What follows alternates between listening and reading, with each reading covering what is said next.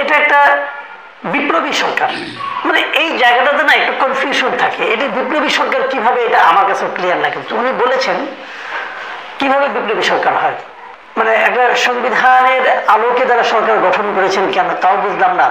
আবার করলেনই যখন, তখন আবার বিপ্লবী সরকার বলছেন কিভাবে সেটাও বুঝি না। যে উনি বলেছেন তা আমরা শুনলাম, আমরাও দেখলাম। উনি বলেছেন এটা বিপ্লবী সরকার, আমরা বিভিন্ন রকম প্রাতিষ্ঠানিক সংস্কার করছি এবং সংস্কার শেষে নির্বাচন দেওয়া হবে।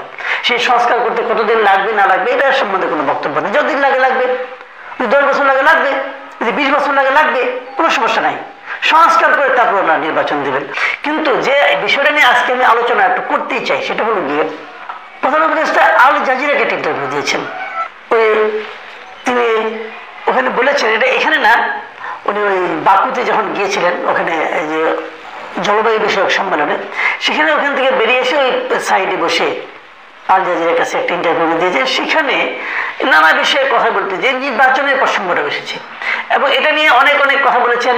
আমি আজকে সকালে দিয়ে দেখলাম কেউ কেউ বলছেন এভাবে যে উনি 4 বছর থাকতে, এই সরকারের মেয়াদ 4 বছর হতে পারে, এই সরকার মানে অন্তর্বর্তীকালীন সরকারের মেয়াদ 4 বছর হতে পারে, এরকম একটা ইঙ্গিত নাকি উনি দিয়েছেন। তো আমি ইন্টারভিউটা পুরো দেখলাম, তো আমার কাছে মনে হলো উনি এই কথা কোথাও বলেননি।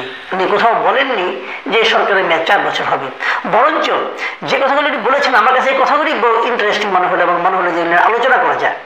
উনি বলেছেন যে নির্বাচন অল্প সময়ে হবে, এরকম কথা কেউ বলেনি। এগুলো ওনার প্রথম বক্তব্য, মানে নির্বাচন খুব দ্রুত হবে এমন কথা তার সরকারের কেউ কখনো বলেনি, উনি নিজেও বলেননি। আমরা এখান থেকে একটা ইনফরমেশন পেলাম, নির্বাচন খুব দ্রুত হবে না। তারপর উনি বলেছেন এই সরকারের প্রধান কাজ হচ্ছে সংস্কার করা, নির্বাচন নয়, কিন্তু প্রধান কাজ হলো সংস্কার করা। ছাত্ররা লড়াই করেছে নতুন বাংলাদেশের জন্য, কেবল একটা নির্বাচন করলে নতুন বাংলাদেশ আসবে না। একদম বেসিক কথাটা কিন্তু আমরা জেনে গেলাম যে এই সব ছাত্ররা আন্দোলন করেছে এবং নতুন বাংলাদেশটা গড়বে এবং নতুন বাংলাদেশটা নির্বাচন করলে চলে আসবে, সেটা ঠিক নয়।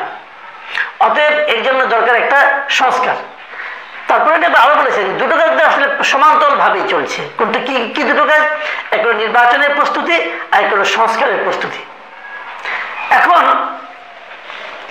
প্রশ্ন হলো যে উনি বলতে যাচ্ছেন যে আমি এই দুটো যখন চলবে, এবং তারপরে বলছেন যে আমি মানুষকে জিজ্ঞাসা করব আপনারা কি এখনই নির্বাচন চান নাকি আগে সংস্কার তারপর নির্বাচন চান, এটা উনি মানুষকে জিজ্ঞাসা করবেন। সে আমার প্রশ্ন হলো আপনি মানুষকে কিভাবে জিজ্ঞাসা করবেন? মানুষকে জিজ্ঞাসা করার কি পদ্ধতি আপনার কাছে আছে? এই বিষয়টা আমাকে একটু ক্লিয়ার করেন, আমরা একটু বুঝতে চাই যে আপনি কোন প্রক্রিয়ায় বুঝবেন যে মানুষ কি চায়। আপনার সচিবরা যদি বলে মানুষ চায় নির্বাচন আরো 20 বছর পরে হোক, আপনি বিশ্বাস করবেন? আপনার অন্যান্য উপদেষ্টারা যদি ওনাদেরকে জিজ্ঞাসা করেন, ওনারা বলবে মানুষ তো নির্বাচন চাই না, মানুষ চাই যে আমরাই অনন্তকাল থাকি, আপনি বিশ্বাস করবেন? মানুষ আসলে কি চায়? আপনি বললেন যে মানুষ চায় নির্বাচন 5 বছর পরে হবে, আমি কি করে বুঝবো যে আসলে মানুষ চায়? আমরা কিন্তু আগেও শুনেছি অনেক কথা, আমরা কিন্তু আগেও শুনেছি যে এই বিভিন্ন সরকার এক একটা অপকর্ম করতেন, বলতেন মানুষ এটা চায়, আমি মানুষের ম্যান্ডেট দিয়ে এসেছি। এখন কে গুনবে যে কয়টা মানুষ চায় আর কয়টা মানুষ চায় না? পদ্ধতি আছে? পদ্ধতি নেই। তাহলে আপনি কি করে বলবেন যে মানুষ যদি চায় নির্বাচন সংস্কার দরকার নাই, খালি নির্বাচন হোক, তাহলে আমরা তাই করবো?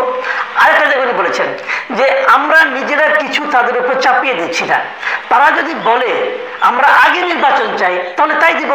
ওই একই কথা, কিন্তু একই কথা যে মানুষ যে আগে নির্বাচন চায় না আগে সংস্কার চায়, সংস্কার বলতে কি বোঝায়, কোনটাকে সংস্কার বলা যায়, কতটুকু হলে সংস্কার সম্পূর্ণ হবে, কতটুকু হলে সংস্কারের প্রক্রিয়া শুরু হবে, এই যে বিষয়গুলো, এগুলো তো একটা বিমূর্ত বিষয়। আমরা কি করে বুঝবো যে সংস্কার সম্পন্ন হয়েছে? সংস্কার তো একটা অন্তহীন প্রক্রিয়া, কতটুকু হলে পর সংস্কার হবে আর কতটুকু হওয়া পর্যন্ত আপনারা অপেক্ষা করবেন, এই ব্যাখ্যাগুলো কিন্তু ক্লিয়ার না। তিনি আরেকটা জায়গায় এই সরকারের মেয়াদ সম্পর্কে কথা বলেছেন, যে জায়গাটা নিয়ে এত বিভ্রান্তি হয়েছে। অনেকে সোশ্যাল মিডিয়ায় বলা শুরু করেছেন যে উনি 4 বছর থাকতে চান, বা এটা উনি চান নাই, এটা হয়তো যেটা বলেন নাই সেটা বলার দরকার নাই। উনি আসলে কি বলেছেন সেটা একটু শুনুন। আমি নিজে এটা শুনেছি এবং শুনে আমি যতটুকু বুঝেছি সেটা আমি আপনাদের সঙ্গে শেয়ার করি। উনি বলেছেন যে আমরা এই সরকার যারা আছে অন্তর্বর্তীকালীন সরকার, আমরা এই দায়িত্বটা একটা রেগুলার সরকারের হাতে তুলে দিতে চাই, এবং একটা রেগুলার সরকারের মেয়াদ সাধারণত 5 বছর হয়। কিন্তু এখন যে সংবিধান সংস্কারটা হচ্ছে, উনি সংবিধান সংস্কারের জন্য যে কমিশন বসেছে, উনি বলছেন যে সেখানে সম্ভবত এই মেয়াদটাকে 4 বছর করা হতে পারে। যদি সেরকম কিছু হয় তাহলে আমাদের মেয়াদ হতে পারে বড় জোর 4 বছর। উনি এই কথা কিন্তু বলেছেন, মানে আমাদের মেয়াদ হতে পারে বড় জোর 4 বছর, মানে এর বেশি না। তারপর উনি বলেছেন যে সবচেয়ে বড় কথা হলো জনগণ আসলে কি চায়। এই যে কথাটা, এটা উনি বলেননি যে ওনার অন্তর্বর্তীকালীন সরকারের মেয়াদ 5 বছর হবে, এই 4 বছর হবে।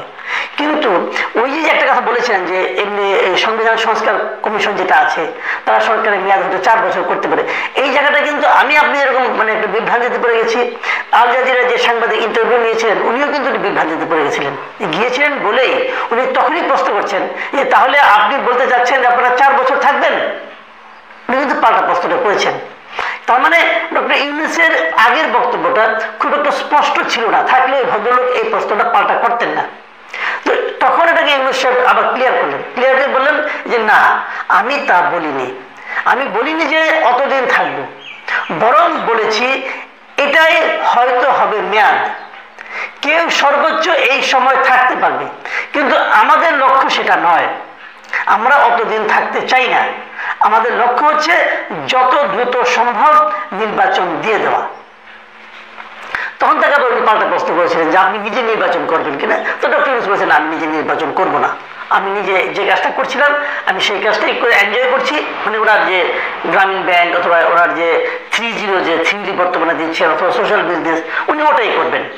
এবং উনি বলছেন যে আমার জীবনের শেষ প্রান্তে এসে আমি সেই জায়গা থেকে সরে যাব না।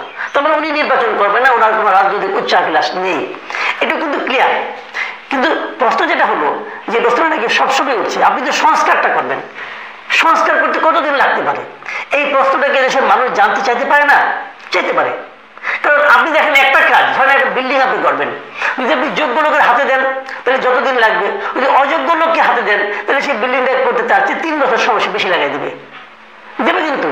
তাহলে আপনি এই সংস্কারের কাজগুলি যাদেরকে দিয়েছিলেন সেই লোকগুলি কি খুব যোগ্য লোক? এই প্রশ্নটা কিন্তু উঠবে, এবং এই প্রশ্নটা অলরেডি উঠেছে, আমি নিজে উঠিয়েছি যে অনেকগুলো সংস্কার কমিশন আমি দেখেছি যেগুলোকে আমার কাছে আপ্লুত মনে হয় নাই। যেমন ধরুন সর্বশেষ একটা কথা বলি, আজকে দেখলাম গণমাধ্যম সংস্কার কমিশন একটা হয়েছে। এই গণমাধ্যম, আমি নিজে একজন গণমাধ্যম কর্মী, আমি প্রায় 3 দশকেরও বেশি সময় গণমাধ্যমের সঙ্গে আছি। যে কমিটিটা হয়েছে গণমাধ্যমের, আমি দায়িত্ব নিয়ে বলতেছি, এটা একটি যাচ্ছেতাই কমিটি হয়েছে। এই কমিশন গণমাধ্যম সংস্কারের জন্য কি সুপারিশ করবে এটা আমার কাছে ক্লিয়ার না, এটা কিছুই হয়নি। জোড়াতালি মার্কে একটা কমিশন হয়েছে, যিনি প্রধান আছেন অথবা উনি হয়তো ভেবেছেন যে এই কমিশনে এমন কাউকে নেওয়া যাবে না যে আমাকে প্রশ্ন করতে পারে, কারণ উনি নিজেই দেশে থাকেন না, বিদেশ থেকে আসছেন, এসে উনি এটা সভাপতি